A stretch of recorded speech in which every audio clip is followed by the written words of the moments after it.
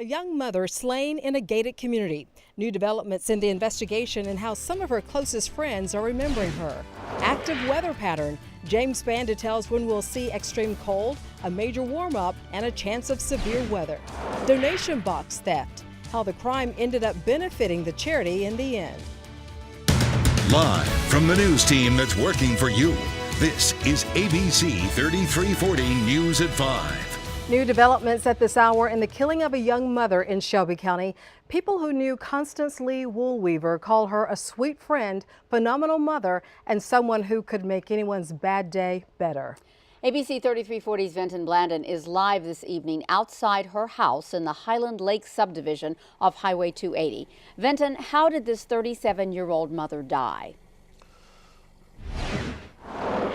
Investigators who were working inside this home until a couple of minutes ago didn't say anything, but I did check in with the Shelby County Sheriff's Office to ask those questions. A major with that department told us he might be able to tell us something tomorrow. Deputies were back at this home today. They put up the yellow tape around Constance Lee Woolweaver's home on Wednesday afternoon. Today, the investigators collected evidence on the inside. Dispatchers sent deputies to the home after Woolweaver's son walked inside and found his mother dead. Again, investigators won't say how she died, but do know she was killed.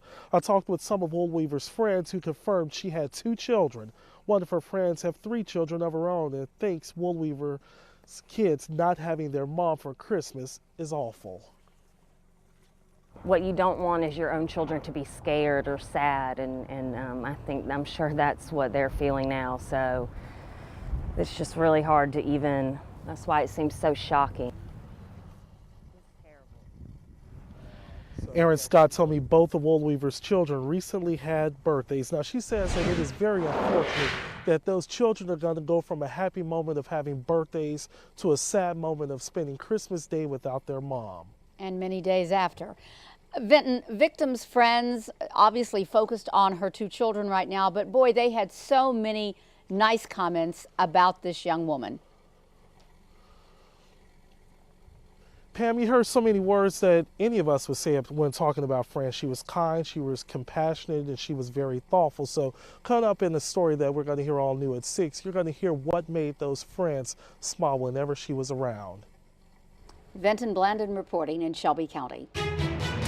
We are now in a very active weather pattern in Alabama. Many fast-paced changes are expected in the next 4 days. Right now, it's 39 degrees in Reform. We're going to see frigid temperatures by tomorrow morning, and then a drastic warm-up with a chance of strong to severe storms. Chief Meteorologist James Spann is here right now. James, you get never a dull moment. Not this time of the year. Hop aboard the weather roller coaster. It's cold now. In fact, below freezing. Coleman's dropped down to 29. Birmingham at 36. Early tomorrow morning, we're going to see lows between 21 and 25 for most locations. However, by Saturday, we will climb 50 degrees. We're expecting highs in the low 70s. But on Sunday, temperatures fall again. We go back in the 30s. And there might be some sleet or a bit of freezing rain on the back edge of that range Sunday, mainly north of here. We don't expect any impact. And during the transition late Saturday night, Sunday morning, the chance of a few severe storms. A lot to talk about. The full forecast is coming up in just a bit.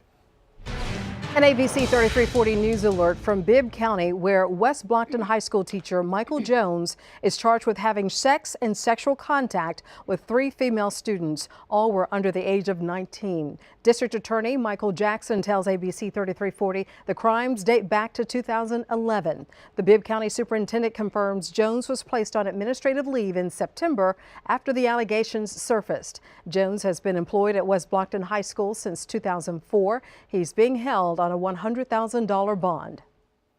The power of social media helped police arrest a man now suspected of stealing donation boxes from a couple of gas stations in Tuscaloosa. ABC 3340's Stony Sharp joins us now live outside one of those stores on McFarland Boulevard. Stony, the video that was released was viewed, I don't know, what, 35,000 times or more?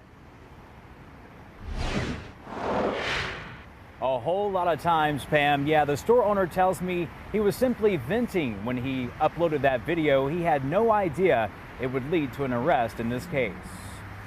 He asked the cashier to grab a can of dip for him. As soon as she turned her back, He had his hand on the box and knew immediately what he was going to do, put it in his jacket. Police say the man in the video is 32-year-old Robert Epps of Tuscaloosa. He faces 2 counts of theft of property. Police say he stole 2 charity donation boxes from 2 gas stations. Store owner Trip Powell tells me the money in those boxes was designated for Big Brothers Big Sisters of West Alabama. I was infuriated, and then fairly quickly after that, I was very sad for the guy, because I know if you're in a bad enough place to need to be taking charity boxes, you're in a rough spot. Powell shared video of the theft on Facebook, 600 shares, 35,000 views. In less than 24 hours, donations for a $1,000 reward were collected.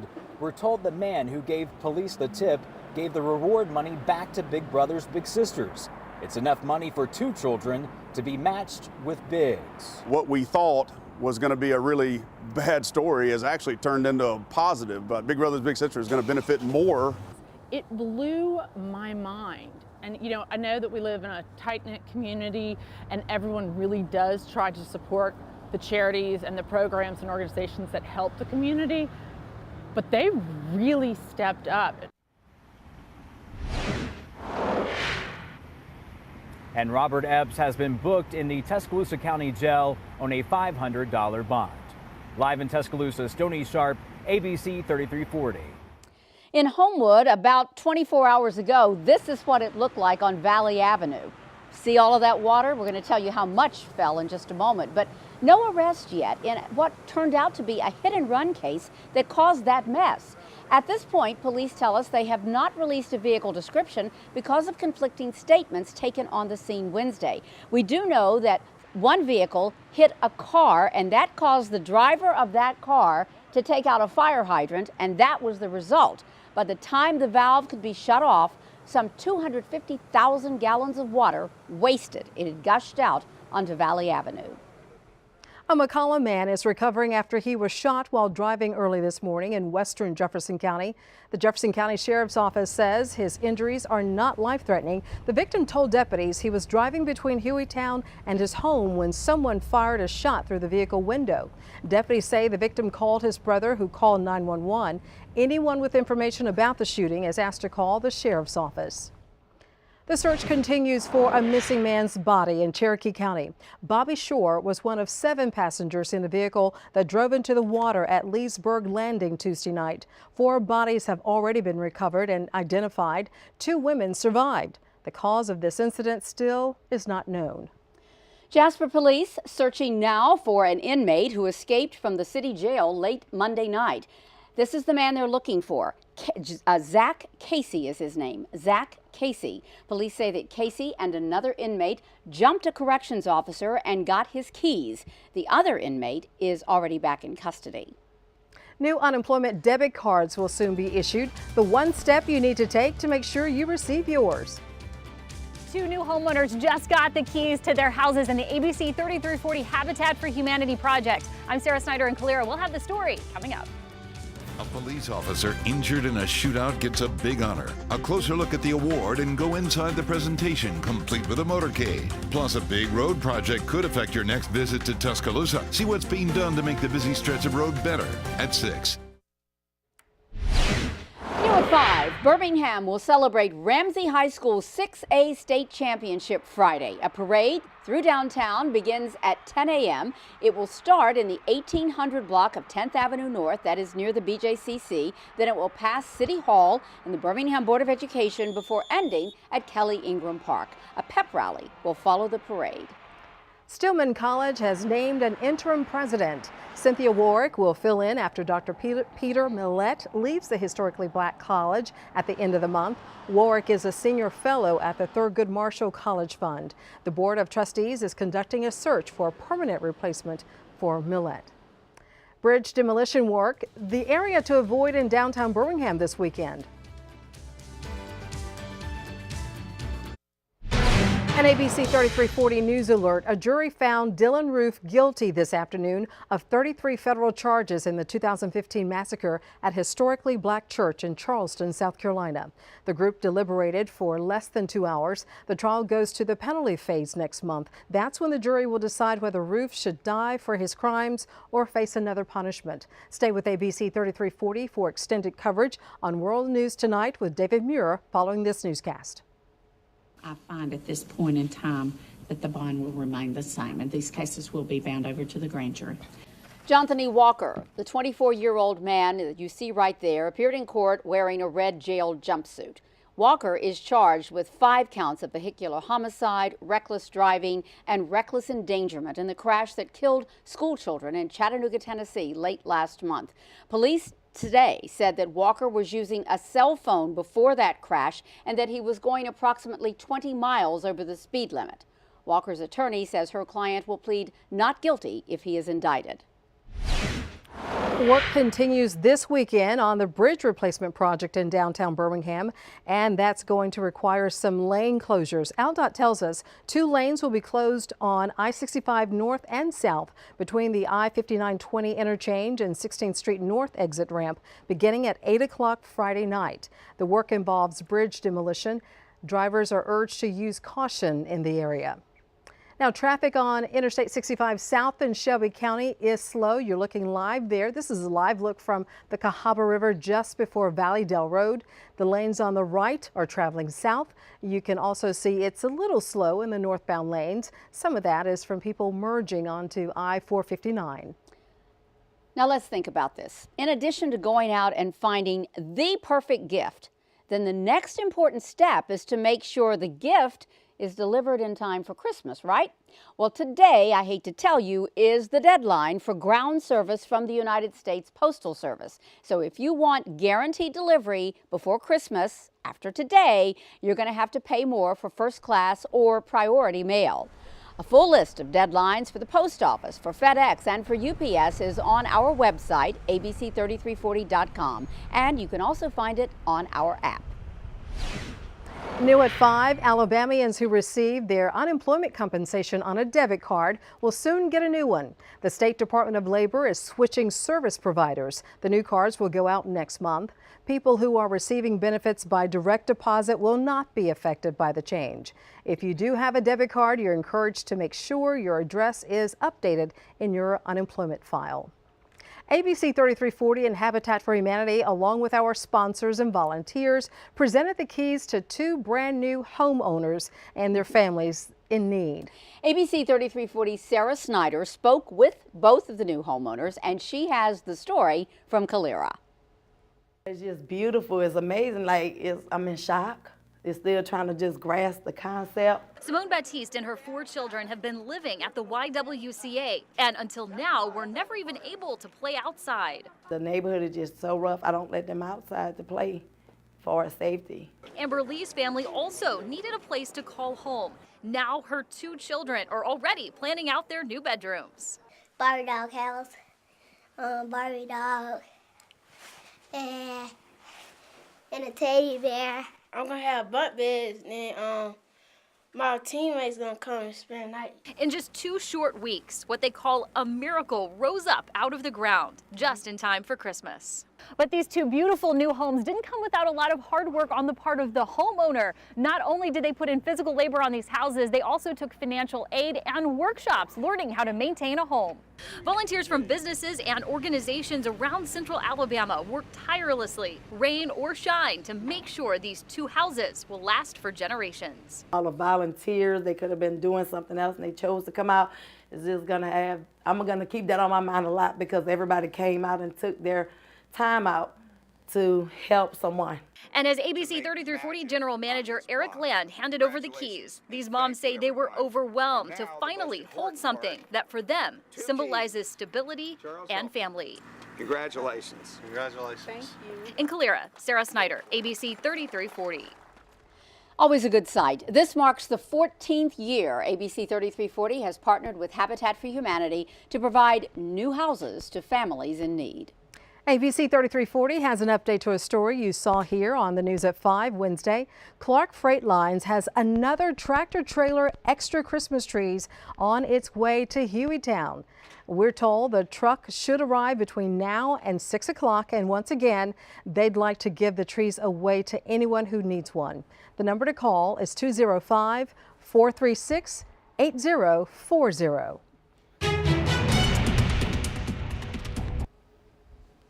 We have gotten a lot of rain in recent weeks, and it's having a significant impact on drought conditions in the state. Even so, though, extreme and exceptional drought conditions do still exist over central and east Alabama.